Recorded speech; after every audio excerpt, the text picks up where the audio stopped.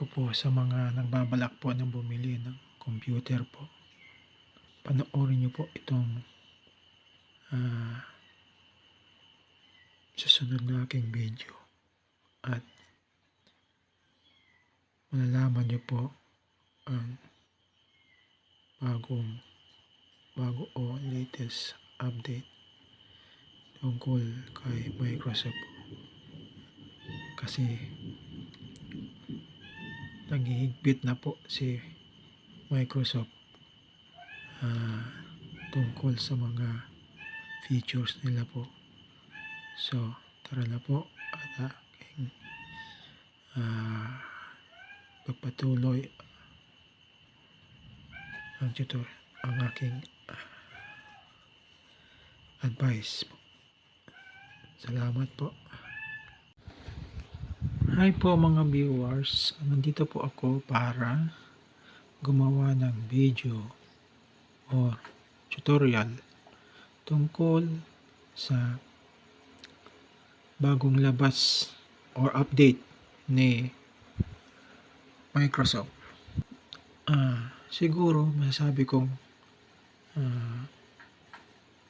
absuelte pa ako dahil ito kasing computer ko Windows 8 talaga po ito.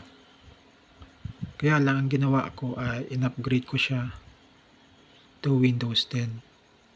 Itong background na ito ay ito talaga yung background na gamit ko sa Windows 8. Pero ngayon ay ang kuwan ko ngayon ay Windows 10 na. Hindi po ganito ang start menu ni Windows 8. Hindi po siya ganito.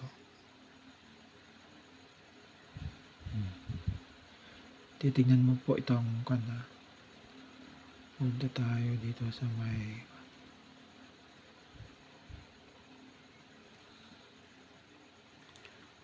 ito.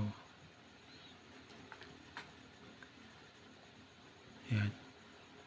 Bago po yung mga nagbabalak po na bibili ng computer po, advice ko po sa inyo o laptop, ang aking mga advice lang po ay kailangan may installer po kayo. Kailangan kasama na yung installer. Kasi ang pinaka-importante po dito ay yung product key. Hindi po natin magagamit yung feature, yung mga bagong labas ni feature ni Microsoft. At hindi po paigpit ang policy ni Microsoft ngayon. Kaya kung bibili po tayo ng unit ng computer, checkin nyo po na ito Windows. Dati po ito ay Windows 8. Ngayon Windows 10 na siya. Ayan. Ito in-upgrade ko lang po. Ang magpa-upgrade ngayon ay nasa 1,000 na po. Hindi ko lang po alam kung kaya nang afford. Kaya nga po hindi na ako tawag dito. Dati po ay magpapa-install sana ako. Sabi nung isang nag-entertain sa akin na seller ng parang dealer ng po yun, ng Microsoft or parang nasa Dell, mga ganun. Kailangan daw na bago daw ako mag-install o magpa-reformat ay kailangan daw bibili ako ng CD. Ang price sa akin, sinabi na price sa akin ay nasa 9,000. Siyempre sabi ko na lang, balikan ko na lang po kasi, pero sa totoo lang po hindi ko po kaya pero may 9,000 para CD lang. Yun ang Yun ang mali ng isang seller pag nagbebenta ka ng isang item. Dapat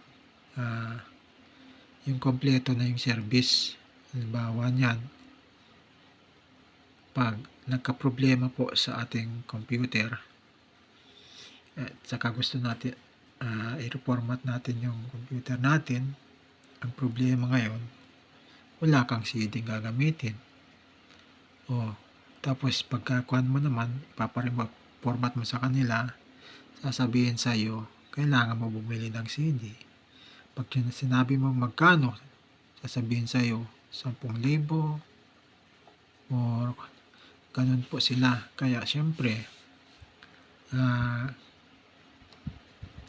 medyo mahirap po talaga sa bulsa yun. So, kailangan po, pag bibili po tayo ng computer po, ay kailangan na isama nyo po yung CD. Kasi yung CD po, siya yung product key para magamit nyo po yung mga latest or update na features ni Microsoft.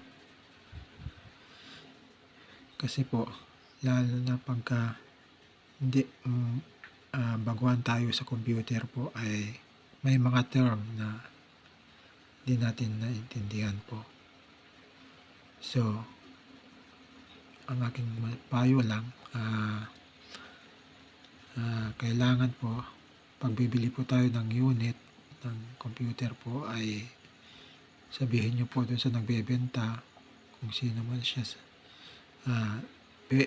isama yung installer ng computer po, para sa ganun ay may magamit po tayo kung